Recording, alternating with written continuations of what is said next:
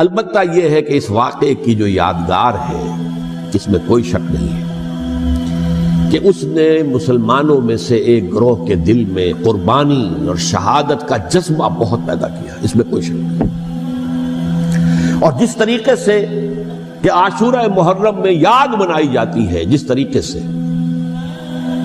اس نے اہل تشیع کے اندر قربانی کا جذبہ بے انتہا پیدا کر دیا، اگرچہ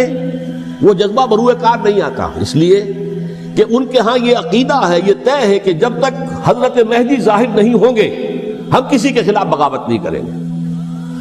یہ پوری تاریخ میں ان کا معاملہ رہا، تمام جو ہے ائمہ اہل بیت کا معاملہ رہا، جب تک مہدی نہیں آتے keep sitting and keep waiting, wait and see, that's all۔ یہ تو خمینی صاحب نے کیا ہے، آیت اللہ خمینی صاحب نے،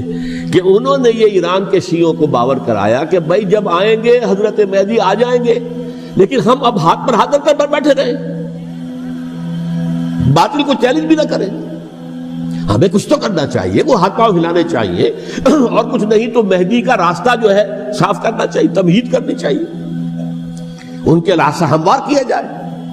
تو یہ ان کی بڑی عظمت ہے آیت اللہ خمینی صاحب کی کہ اہل تشیع ایران کے جو ہے ان سے انہوں نے یہ بات منوا لی کہ ہم بالکل انرٹ نہیں بیٹھے رہیں گے، بلکہ اب انہیں نائب امام قرار دے کر اور ولایت فقیہ کے فلسفے کے حوالے سے، یہ دو چیزیں ان کی جو ہیں بنیادی فلسفے کی ہیں، وہ اس وقت میرا موضوع نہیں ہے، انہوں نے عوام کو ایسا کھڑا کیا ہے کہ 20,000 سے لے کر 30,000 کے درمیان انسانوں نے جانیں دی، عورتوں کے جلوس نکلے، شیرخوار بچہ گود میں ہے عورت کے اور گولی کھا رہی ہے، مر رہی ہے، گر رہی ہے۔ آپ سوچئے زندگی کتنی عزیز ہوتی ہے، اور شیرخوار بچے کے لیے ماں کی جو زندگی ہے، اس ماں کو اپنی زندگی کتنی عزیز تر ہوگی کہ اپنے لیے نہیں تو اس بچے کے لیے مجھے جینا ہے، لیکن نہیں، گولیاں کھائیں گری۔ یہ جذبہ انہی میں ہے۔ واقعہ یہ ہے کہ اہل سنت کے اندر یہ جذبہ نہ ہونے کے برابر ہے۔ یہ میں واشگاف الفاظ میں کہہ رہا ہوں، پورے عالم اسلام میں صرف شیعہ ایران ایسا نکلا ہے کہ جس نے بادشاہت کا خاتمہ کیا، باقی سعودی عرب میں بادشاہت بیٹھی ہوئی ہے، ڈٹ کر بیٹھی ہوئی، اربوں ڈالر کا ایک ایک محل بنتا ہے ان بادشاہوں کا، اور سنی سن ہے، سن، کوئی حرکت نہیں۔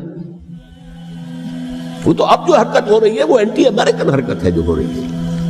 وہ در حقیقت وہ مسئلہ بالکل دوسرا ہے جو اس وقت ہو رہا ہے، لیکن یہ کہ عالم اسلام میں کوئی تحریک ایسے نہیں اٹھی۔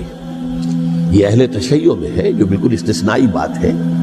کہ انہوں نے جو ہے ایک ایسا بادشاہ جس کو کہا جاتا تھا کہ اس کا جو اسلحہ خانہ ہے وہ ایشیا میں سب سے بڑا اسلحہ خانہ ہے، جو 2500 سالہ پرانی جو ایک عظمت تھی ایران کی، اس کو دوبارہ تازہ اور زندہ کرنا چاہتا تھا۔ 2500 سالہ برسی اس نے منائی تھی، اس کے لیے ایک شہر آباد کیا تھا کہ خسرو یا سائرس یا ذوالقرنین قرآن مجید کی اصطلاح میں اس کی یادگار بنائی تھی، اور وہ سوچ رہا تھا کہ وہی عظمت دوبارہ ایران کی ہوگی جو کہ خسرو کے زمانے میں تھی، جس کا قرآن مجید میں سورہ کہف کے اندر ذکر ہے، مشرقی فتوحات، مغربی فتوحات، شمالی فتوحات۔ تو وہ بادشاہ ہے، اس کو بھاگنا پڑا ہوا قربانی کی وجہ سے۔ تو یہ جو ہے واقعہ کربلا نے، اس میں کوئی شک نہیں ہے کہ ایک ایسی مشعل روشن کی ہے جس کو کہ ہر شخص کو دیکھنا چاہیے۔ یہ بھی انسان، جیسے کہ اقبال نے ایک شعر کہا تھا غالب کے لیے، فکر انسان پر تیری ہستی سے یہ روشن ہوا ہے، پرے برغ تخیل کی رسائی تاک ہو جا۔ تو فکر انسان پر حضرت حسین کی قربانی سے یہ واضح ہوا ہے کہ انسان کس حد تک جا سکتا ہے قربانی دینے کے لیے اپنے کسی مقصد کے